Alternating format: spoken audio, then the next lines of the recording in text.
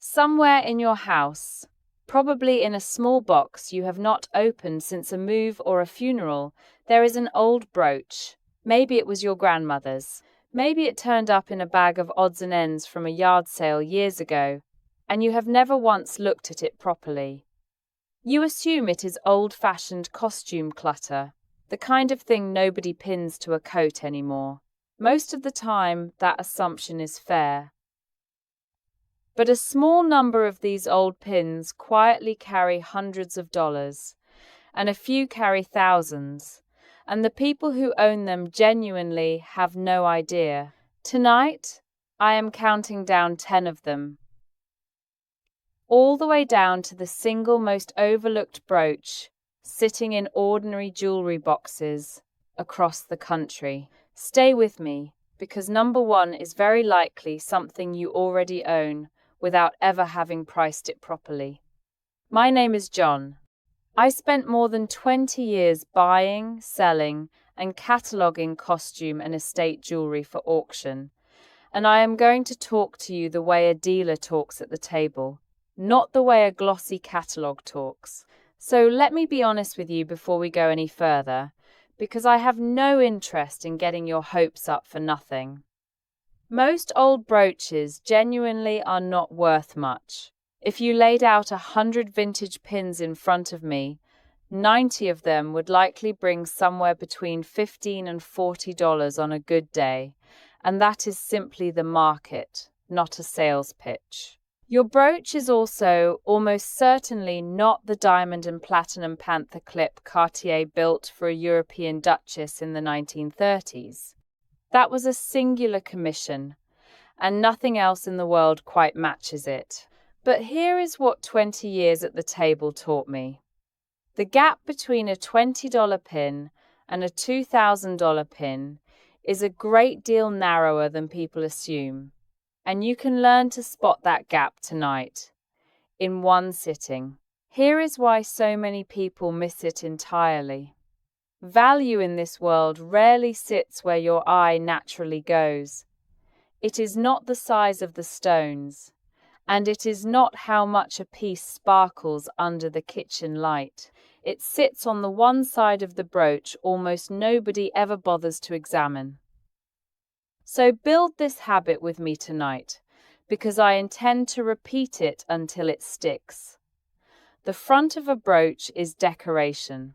The back of a brooch is the evidence, the clasp, the hinge, the maker's mark, the way each stone is actually held in its setting. That is where a pin quietly tells you when it was made, who made it, and whether it belongs in a giveaway bag or an auction catalogue. So, before you sell a single one, before you take the first offer, somebody scribbles on a sticky note at a folding table, learn to turn it over first. Number 10. The signed figural insect.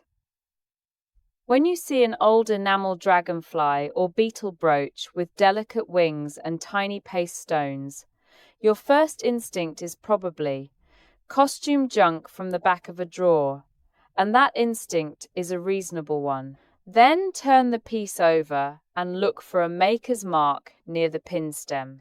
One name worth knowing is Hobey, a family firm that built fine figural pieces from the 1920s onward and stamped its work simply Hobey in a small oval or script signature.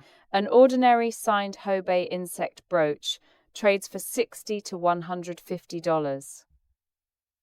The elaborate enameled pieces with pave wings climb into the several hundreds, and rare early examples have crossed 1,000 at specialist sales. Your test tonight is fast. Look for the signature and check whether the wings are hand-set with individual small stones rather than a single stamped sheet, because that handwork is exactly what separates a designer piece from a $5 novelty. What I watch destroy this value most often is someone scrubbing tarnish off the wings with a metal polish, which strips the delicate enamel color straight off the insect along with the tarnish. Number 9. The Eisenberg Rhinestone Flower. In the late 1930s and into the 1940s, a Chicago clothing company named Eisenberg began adding elaborate rhinestone brooches to its garments as decoration. And customers kept stealing the pins right off the coats, which tells you something about how good the stones were. Your first thought, looking at one of these heavy, clear stoned florals, is that it is simply old costume glass. But early Eisenberg pieces, marked with the company's script signature, rather than the later Eisenberg ice stamp, were often set with genuine Austrian crystal rather than ordinary glass. And the clarity shows the moment you hold one to a window. Ordinary later, Eisenberg ice pieces run $40 to $90. The early, heavily jeweled figural florals with the original script mark sell for $200 to $600, and the rarest sculptural examples climb well past that. Your test tonight. Check the exact wording of the signature, because Eisenberg alone points to the earlier, more valuable era, while Eisenberg ice points to the later, more common one. And the two are routinely priced as though they were the same thing. Number 8. The Maser Sculptural Brooch. Maser Brothers, and later the related house Jomaz, built bold, sculptural rhinestone and enamel pieces through the 1940s and 50s. Heavy in the hand, with a confident, almost architectural weight to the design. Your first instinct is that anything this large and shiny must be inexpensive costume wear, and most large costume brooches are exactly that. But a signed Maser piece in good condition, with its stones still tightly set and its original rhodium plating intact, sells for $150 to $500, with the boldest figural examples reaching 4 figures at dedicated costume jewelry sales. Your test tonight. Turn it over and look for Maser or Jomaz stamped into the metal. Then run your thumbnail lightly across the plating, because Maser's rhodium finish holds up remarkably well. And a piece that still gleams evenly after 70 years is a piece that was built properly in the first place. Number 7, and here I need you to slow down with me, because this is exactly where I watch people talk themselves into a mistake. Somebody has told you that if a brooch is stamped sterling, or if it carries any signature at all, it must be worth real money. It mostly is not. A plain sterling brooch with no particular design behind it trades for $20 to $50, barely above the value of its silver content, and a signature by itself proves very little. Lisner, Vendome, BS, Kay, Emmons, these are all real companies that produced real signed jewelry by the millions, and most of it moves for $10 to $35 all day long, precisely because so much of it survives. A signature tells you who made the piece. It does not tell you that the piece is rare. Sterling tells you what metal you are holding. It does not tell you what that metal is actually worth as a finished object. So do not let anyone, including yourself, get carried away by a name stamped on the back. The name only opens the question. The answer comes from the combination sitting together, the right maker, the right era, and the right construction. And all 3 of those live on the same side of the pin you almost never look at. Number 6. Reverse carved lucite brooches. These are the clear plastic pieces from the 1930s and 40s, carved and painted from the back, so a flower or a fish appears to float suspended inside the clear material when you look at it from the front. Your first thought is that clear plastic jewelry cannot possibly be worth anything, and for the vast majority of costume lucite, You would be right. But fine reverse carved pieces, sometimes called Bakelite's cousin by dealers, even though the material is different, with crisp detailed carving and hand-applied paint still intact on the reverse, sell for $80 to $300. And rare examples with unusual subjects, orchids, tropical fish, exotic birds, have sold for well over $500. Your test tonight: hold the piece directly up to a light and look for depth, because genuine reverse carving creates real dimension inside the material, while a flat painted surface simply sits on top and looks noticeably shallower. Do not use any solvent or polish on the painted reverse, because a single careless wipe can lift decades-old paint clean off the inside of the piece. Before we go any further, one thing I want you to sit with. Almost nothing valuable in this category actually looks valuable at first glance.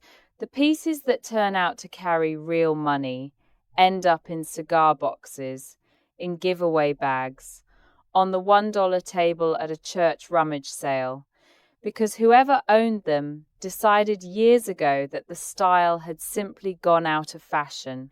Your eye alone is not the right tool for this job. The right tool is a short, learnable list of signals: the mark, the clasp, the setting, the construction, and whether the piece is complete. I put together a short one-page reference sheet with the marks, clasps, and quick tests I actually use at the table, called the Brooch Back Checklist. And the link is down below if you want it in hand while you go through your own box tonight. Now, back to the countdown. Number 5. The Etruscan Revival Gold Brooch.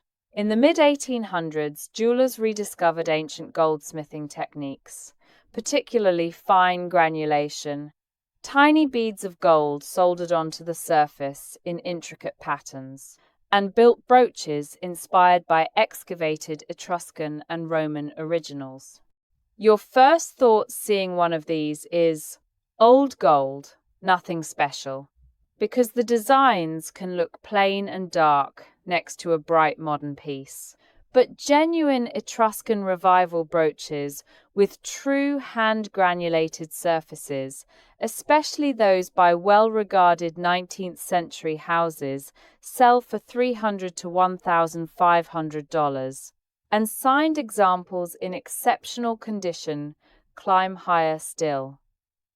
Your test tonight: look closely at any raised pattern of tiny gold beads under magnification, because true hand granulation shows slight human irregularity from bead to bead, while a modern cast imitation shows beads that are unnervingly identical to one another, stamped from a single mold rather than placed by hand. Number 4 is a warning rather than a treasure, and it belongs here because it protects everything else on this list. The forged signature. As costume and antique jewelry became genuinely collectible, people who fake such things went to work on the backs of ordinary pins. Here is the specific trap dealers check for at the table. On an honest original piece, a maker's mark is stamped directly into the metal itself, or set on a small plaque that was soldered into place during original construction. On a doctored piece, that plaque is glued on afterward, often sitting slightly crooked, with a faint ridge of dried adhesive visible around its edge under magnification, and the lettering itself is often a fraction off from the genuine mark it is imitating. So, turn the piece over and look closely. If a well-known name appears to be glued rather than stamped or soldered, if stones that should sit in small metal claws are instead simply stuck down with adhesive, you are very likely looking at a repair, a later marriage of parts, or an outright fake. Keep this in mind because it connects directly to number 1. Fortunes and frauds in this trade are decided in exactly the same place, on the one side of the pin. Almost nobody bothers to read carefully. Number 3 is not a maker at all. It is a clock, and it is sitting on the back of every single brooch you own, whether you have ever noticed it or not. A simple open hook, shaped roughly like the letter C, with no moving parts and nothing to lock it shut, generally means the piece was made before around 1900. A small trombone-style clasp that clicks into a tube generally points to the early 1900s through the 1930s. A rollover safety catch, the little hinged lever that folds down and locks the pin stem in place, spread widely from the 1930s onward, so a brooch fitted with one is later than that. And a pin stem long enough to visibly extend well past the edge of the brooch itself was built specifically to pass through the thick wool of a coat or a hat, which again points you back toward the earlier end of that timeline. Most people flip a brooch over, see nothing but a plain jumble of metal, and set it straight back down. That jumble is actually a signature and a date, sitting in plain sight, waiting for someone to read it properly. Number 2 costs people more money than any forgery ever will, because the value here is not in a single object. It is in the completed pair. The clearest example is the convertible double-clip brooch, a style patented and produced by several major houses in the 1930s, where a single decorative frame holds 2 smaller dress clips that slide out and can be worn separately, one on each side of a collar or lapel. A plain, incomplete example, missing one of its clips or its connecting frame, is worth relatively little, often just $20 to $40 for whatever piece remains. A complete set, both clips still seated properly in their original frame, from a recognized maker, sells for $200 to $700, and the finest enameled examples climb well beyond that. The exact same principle applies to a brooch that still has its original matching earrings tucked into the same old box. So turn any large frame over and look for a sliding release mechanism holding 2 smaller pieces. And if you find one intact, keep every part together and never let the halves be sold or given away separately.